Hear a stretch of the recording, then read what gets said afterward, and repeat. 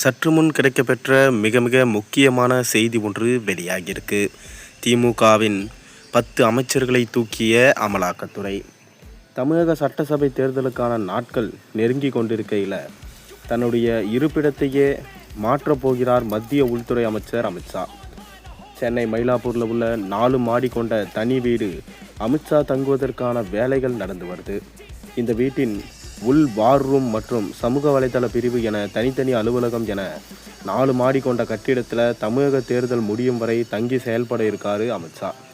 தற்போது தமிழகத்தில் உள்ள பெரும்பான்மையான மீடியாக்கள் முதல் குடும்பம் கட்டுப்பாட்டத்தில் இருப்பதனால எந்த செய்தியை வெளியிட வேண்டும், எந்த செய்தியை மூடி மறைக்க வேண்டும், மக்கள் மத்தியில் என்ன செய்தியை கொண்டு செல்ல வேண்டும் என்கின்ற மொத்த கண்ட்ரோலும் முதல் குடும்பத்தின் கட்டுப்பாட்டில் இருப்பதனால சமூக வலைதளத்தின் செயல்பாடுகளை அதிகரிக்க அமித்ஷா முடிவு செஞ்சிருக்காரு. அதற்காகவே அமித்ஷா தங்க இருக்கும் மயிலாப்பூர் வீட்டில் ஒரு பகுதி சமூக வலைதள பிரிவாக செயல்பட இருக்கு. மேலும் தமிழக ஆளுநர் RN ரவி ஒவ்வொரு வாரமும் தமிழக அரசியல் குறித்த ரிப்போர்ட்டை மத்திய உள்துறை அமைச்சகத்திடம் கொடுத்து வந்த நிலையில் 13 திமுக அமைச்சர்கள், 3 முக்கிய MPகள் மத்திய உள்துறை அமைச்சகத்தினால் குறிவைக்கப்பட்டிருக்கிறதா தகவல்கள் வெளியாகியிருக்கு.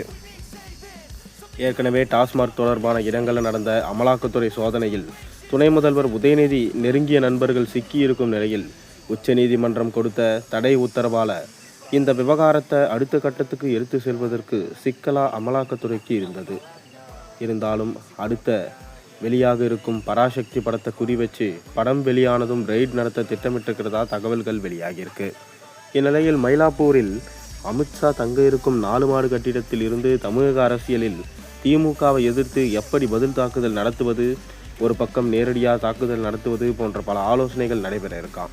தற்சமயம் திமுகவுக்கு எதிராக அரசியல் பதிலடி மட்டுமே கொடுக்கப்பட்டு வருது.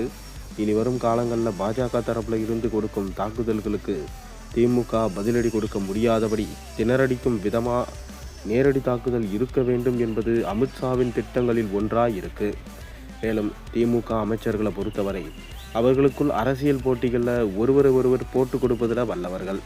அப்படிதான் முன்னாள் அமைச்சர் செந்தில் பாலாஜி புதிய வீடு கட்டி வருவது இடத்தின் விலை முதல் பாஜகவுக்கு போட்டு கொடுத்ததே திமுகவில் இருக்கும் முக்கிய புள்ளிதான் என்றும், அதேபோன்ற அமைச்சர் KN நேருவுக்கு சொந்தமான இடங்களில் அமலாக்கத்துறை சோதனை நடத்த ஏதுவாக போட்டு கொடுத்ததும் திமுகவில் இருக்கும் மற்றொரு முக்கிய புள்ளிதான் என்று சொல்லப்படுகிறது.